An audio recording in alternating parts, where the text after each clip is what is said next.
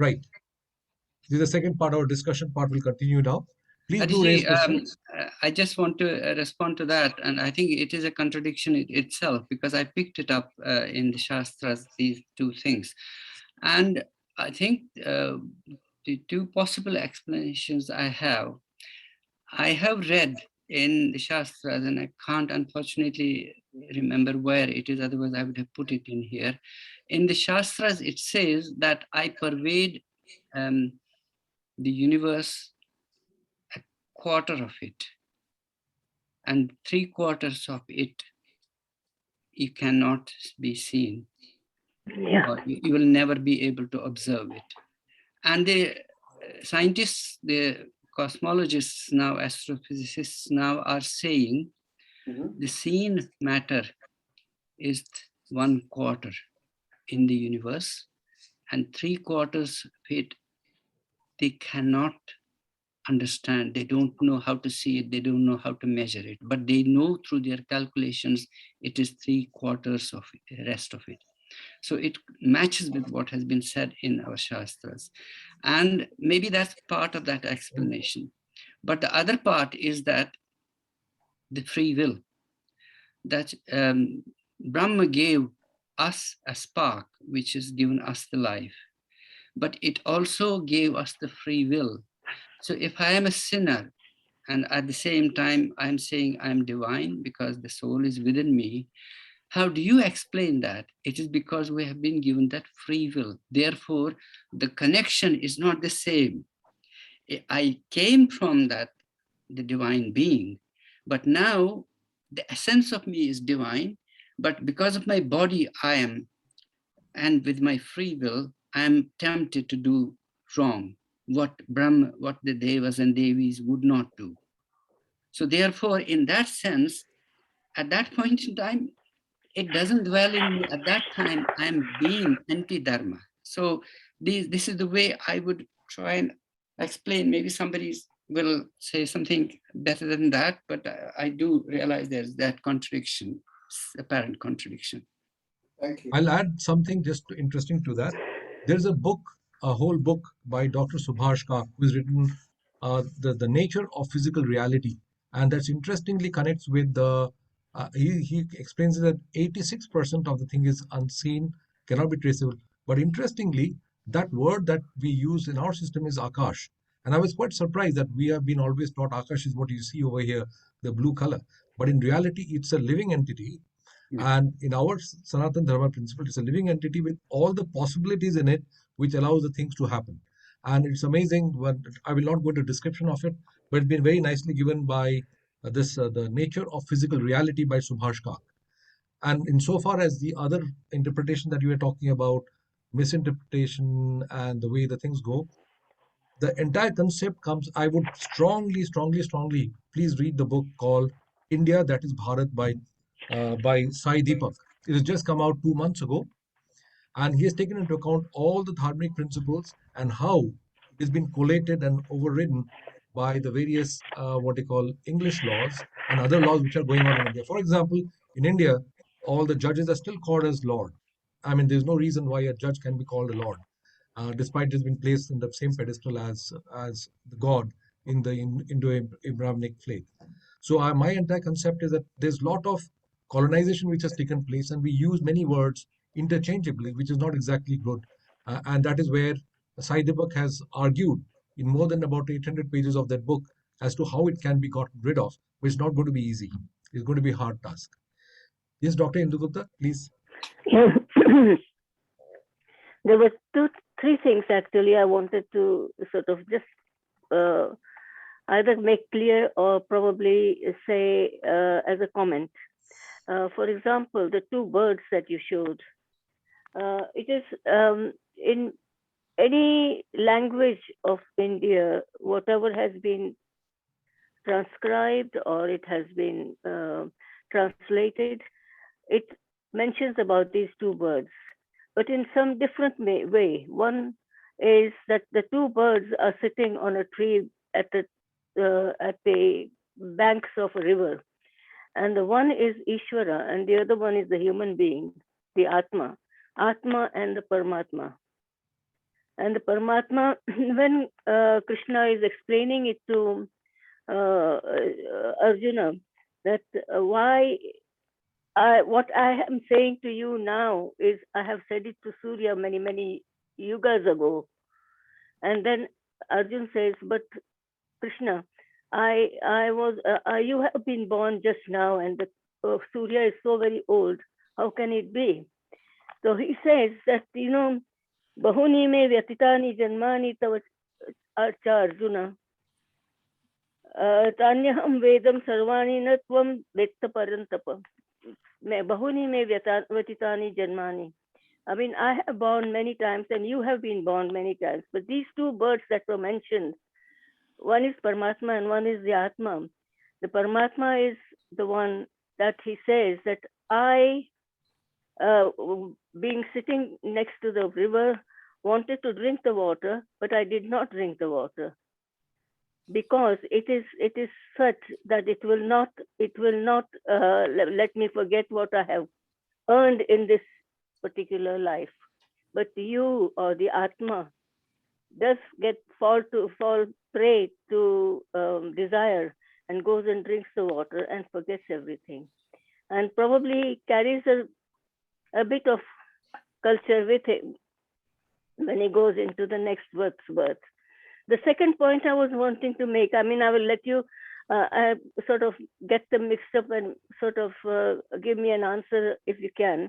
Evam satata yukta ye bhaktasvam paryopasate ye chapya aksharam vyaktam tesham ke yoga vittamaha. This is what Arjun says to God, Lord Krishna, that, which is more effective.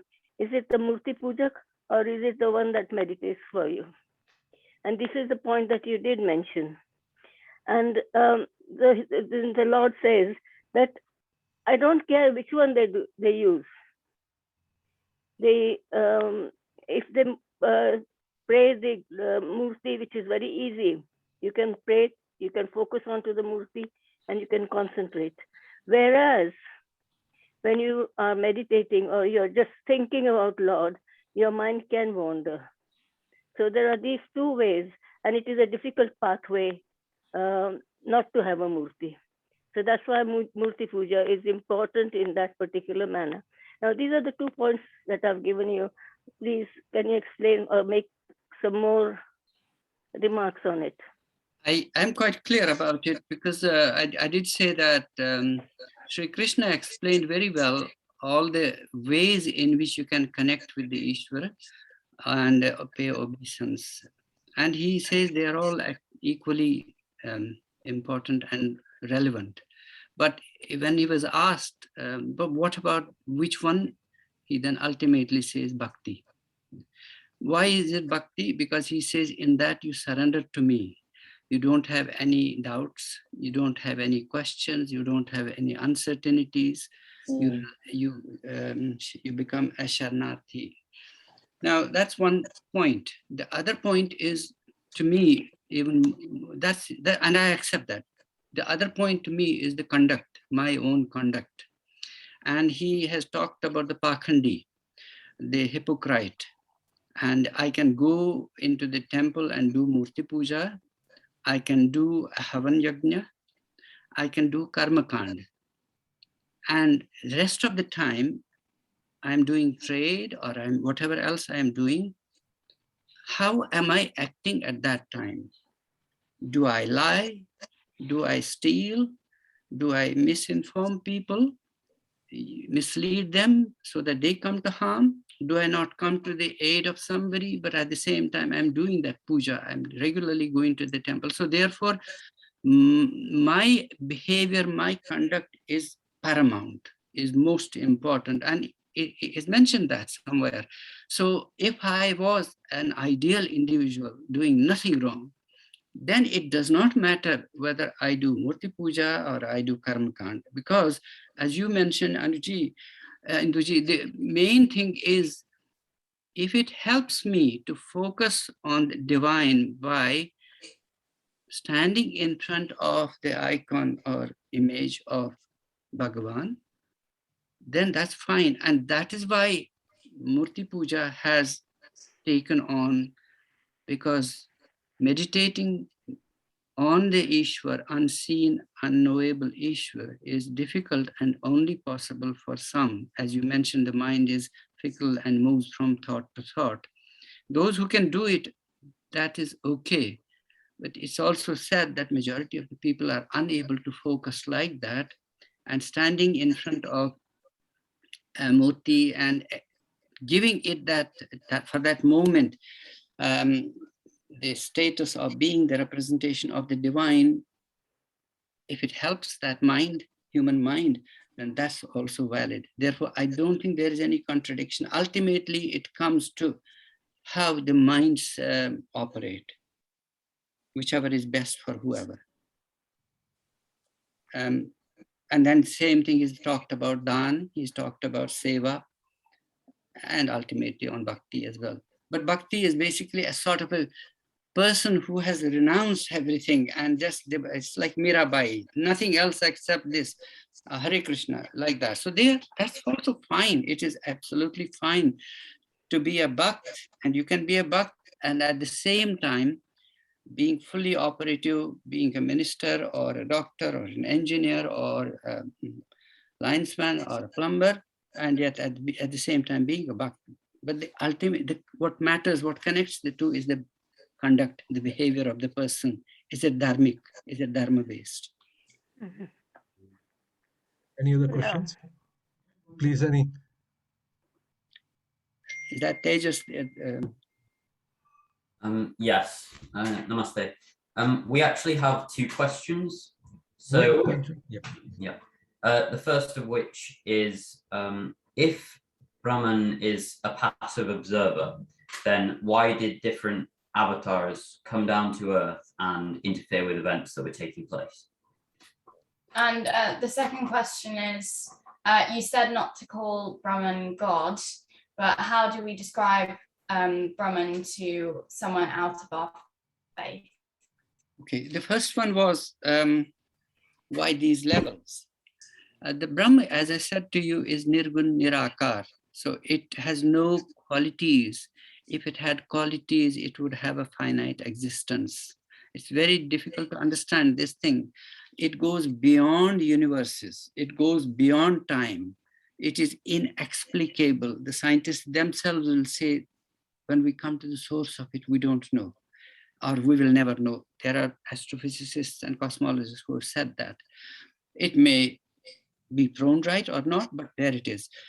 Now you have to say, how do you manage the universe once you have created it? Because you have, let's say, British Rail, you have Rolls-Royce, you have British Gas. They have to be managed. There are times when they run into difficulties and everything has to be set right in order for the process to keep going. So you have a chief executive officer. Then you have executive officers at different levels. And that is what it is in the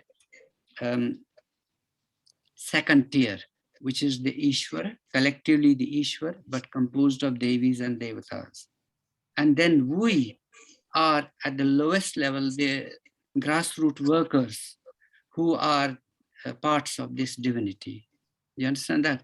If you didn't have that, you have been given departments. You have a Minister of Education. So Minister of Education is Saraswati Ma. Minister of Finance, Lakshmi Ma. You understand? Minister of Power, Durga Ma. You understand this thing? So therefore, they all have their ministries. The chief executive may be Vishnu, but underneath that, there are various people with various roles and functions. So because the universe is created and it has its functions, needs, and threats, therefore there are these different roles created to deal with them. What was your question? Yashvi, can you repeat that question? It's on mute. Yeah, so my question was, if you said not to call Brahman God, so what should we call, how do we explain it to someone else outside of But again, you are using the word God. I said call it Ishwar. or Paramatma, or I mean, we have a problem there, etymological problem, in the sense that if we say we won't call God, then we should be agreeing ourselves, because we have so many names for Ishwar, and which one shall we use? And that's for the entire Hindu community to agree to in future. But until then, whichever, you may say Prabhu, you may say Ishwar, you may say Narayan, but doesn't matter that you use that word. I don't think there is any problem. Now, I am not anti anybody. And if somebody is happy, no, I want to continue calling it God, then so be it. But God in the Western mindset is an old man with a beard sitting in a throne, looking at people downstairs who he has created and who he can destroy and pass judgment on them. So therefore, the connotation there is not the same as us. We're not born in sin. Do you understand that? We are divine, potentially divine beings with a divine Atma within ourselves. So in perception, when we use the word God, people could say, oh, it's the same God as. If we say, no, we don't have religion, we have Dharma. If we say, no, we don't have, the divine being is not called God, it's called Ishwar. Then the other person will think, oh yes, so what is it about? Otherwise, God, you have used also the word God, they don't go beyond that. This way, you will be making them think that you have a different way of life. What is it? And you will then have an opportunity to talk to them about it. In turn, whereas we have borrowed their use, like scriptures for Shastras, God or Trinity, Holy Trinity, and whatever else, their words, we're only falling into that trap, becoming in their way second best. I would say it's for us to popularize our own way of life, and they have a code of ethics, they have a morality which is limited, but we have Dharma which encompasses every aspect of life and living. So Dr. Bhan, I have a very interesting way of look. Somebody had commented on it. There is essential contradictions that happen when it comes to a discussion like God and no God. One of the things that was given is that yes, you have God, but this is slightly superlative form of the God. In reality, it's just like saying you like one particular book or you follow one particular book. We go to a library and follow thousands of books. Yeah. There's no question of following it. It's a question of expanding of knowledge. Therefore, whatever God you can say, God is just one of the entities, but there is a superlative form which is consciousness, and underneath that consciousness exists all the gods. So it's a question of discussing about the whole science as opposed to a small story. Yeah. So that is one of the connotations, but it is something, unfortunately, we are stuck with that situation where we have to accept the term as a God. As a superlative will say, yes, it is God, but in reality, it's above this position of God. True. It's a consciousness which gives rise to all gods. Agreed. Dr. Panikray, any other questions? Any other issues? No, I think with a lot of respect, to move away from the word religion is going to be difficult. That's true. I understand where you are coming from. You are saying it should be Dharma, but the word religion is so all pervading in all spheres of life. I mean, as you quite rightly said, we should actually be, insisting on using this word Dharma instead of religion. But till that time, the word religion probably will be used because they are in everywhere. They are in all forms, informations, and everything. And people always argue, why aren't you a religion? You have a set of rules. You have a scripture like Vedas, like Bhagavad Gita's. So why can't you be a religion? Why you have to say that you are not a religion? Like all Christianity, they have Bible. So I have got Bible, you have got your Bhagavad Gita and Vedas. Why aren't you a religion? Why you just describe yourself as a way of life? I mean, these are things I have come across. So I'm just stating it's going to be difficult to actually implement in practice, move away from the word religion. I mean, until God knows when it's going to be possible. But not just difficult, very difficult and almost impossible. And I don't expect that anything can be changed overnight. But I think when it comes to us, we should try and explain, take that opportunity at that time to speak with that person who is a non-Hindu and say, we're more than that. Your view of things is not the same as ours. And that's an opportunity at that time to make them understand what we are all about. So just by the way, this particular topic has been discussed very widely in the whole book, India, that is Bharat. Yeah. And the entire book deals only with how the words have been used in such ways that it's now difficult to unroot them. And there are, I don't know how many of you are aware of the fact that in August there was in USA 42 universities got together and Yes. had a conference called what do you call, dismantling Hindutva across the world, or whatever it is. And now that has created a huge backlash now. And now people are literally going into the fact that how do you, what is the concept of religion which is just based on one book as opposed to the whole concept of science. And you cannot say the whole science is all useless while you just follow one book as the concept of religion. So there's lot much going on. And I think there has to be there are now books on how to dismantle this ideology of saying that you have to be a religion to be following that concept of religion. So that will take quite some time, I think. Sure. But it's been recognized very widely, particularly among the scientists. The scientist crowd is saying, and as you know, that science has been one of the major impediments in science has been the use of religious doctrines, which has resulted in the word secularism, where ultimately the state had to be separated from religion. Yes, Dr. Gupta.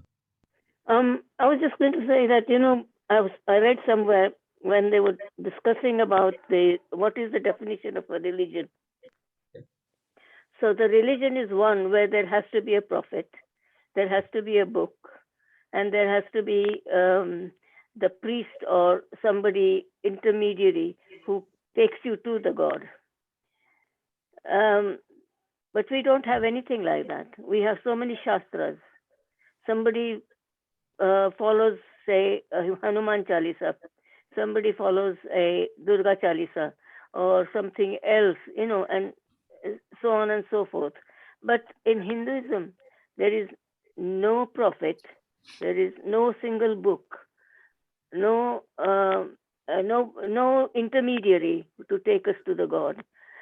In these three dimensions that they mention that we have to follow to call it a religion, in that case, where are we? Where should I? So now the Bhagavad Gita you mentioned is the one that has been taken on. It has only been taken on after a long discussion, I believe, where I read it, that because there was nothing in the courts to take to the court and say, this is, I put my hand on my Bhagavad Gita and say, I will speak the truth and nothing but the truth.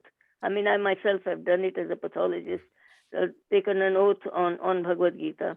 But you see, I could put my hand on anything, just keep my hand up and say, ईश्वर को हाजिर नाजर करके मैं जो कुछ बोलूंगी सच बोलूंगी, सच के बिना कुछ नहीं बोलूंगी. So, but this definition is not there. The other thing that we have is a freedom of how to pray, meditate, puja karo, rituals karo, yeah, you can do abhyasa. You learn things from the books and then you can propagate them, or you can make yourself understand them. So there are so many ways that we can go to our so-called religion, to our Ishwar Bhakti. So right. These are the things that I many times I have found. The other thing that I find very difficult to explain, and I get very muffled and very agitated when they say that, were your gods all misformed? Were they genetically disformed because they have 8 arms or 10 legs and 15 eyes and whatever else? So that's another thing. I got away with it by saying that it is vibhuti that is being depicted by an artist. But it doesn't explain, they don't understand what is vibhuti.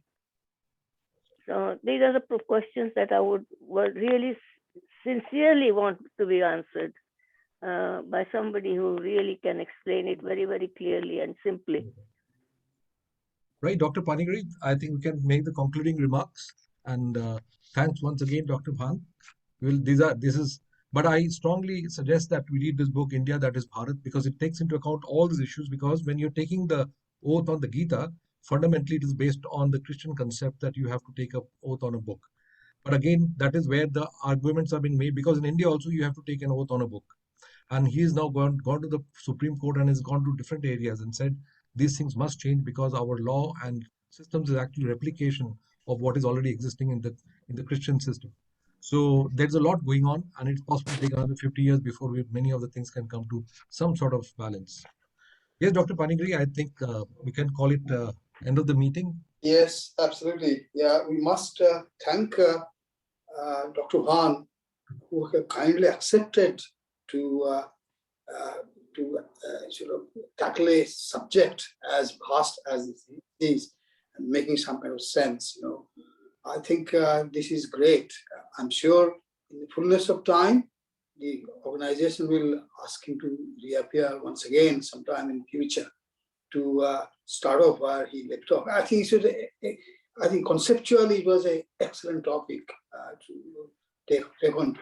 I understand the difficulty of getting through to, but after all, we live in a system which is dominated by a template created by the Western world, the modern world. So I think I'm not suggesting that we all sort of fall into the template. Of course, we have our individuality, but at the same time, there are certain norms and other things which we are bound to follow, especially when you live in this country. So probably the change, as Dr. Bhan has suggested, saying Dharma, etc., will come from India. We are almost a billion people with enormous influence in the world stage. We have got represented every sphere of the world, so society and the world. So I think it will come. It's a matter of time. A discussion has started, as Dr. Bhan has illustrated. It has started. Things have started. It will materialize. And thank you, Dr. Bhan, once again to tackle this subject. Many, many thanks. Namaste. Thank you very much for joining all of us. Yes. Thank you, Dr. Panigri. Anukul. Yes. Anukul. Please. Yep. Just a comment. Funnily enough, apparently the state of North Carolina government has declared the October month as the Hindu Heritage Month. Good. I just thought that something excellent. just came across today. There you are. You see, we are making our presence. So that was nice. And also there is this for Diwali this year. The British government has in the mint produced वो क्या कहते हैं ईंट बोलते हैं ना ईंट जो खरीद सकते हैं. You can buy a coin which is the Lakshmi gold band, the gold coin. Yeah, the Lakshmi is being there. It's the int. It's a sort of a brick. Oh, what a brilliant idea! Yeah, and they have. I will send it to you so that you can. Yeah, it is that. Yeah, that will be good. That will be good. Unukul. Yeah. Yes. Let the members know. Yeah. In fact, already my friend has already got one. With the Lakshmi, very nice. Gold that's coin. Lovely. Yeah. Yeah, that's the Royal lovely. Mint. Yeah. We all love to have one. Yeah, sure. Yeah. Thank you very much. Thank you very much. All the best. Thank you, Dr. Bhan. All the best again. Namaskar. Namaskar. Yeah.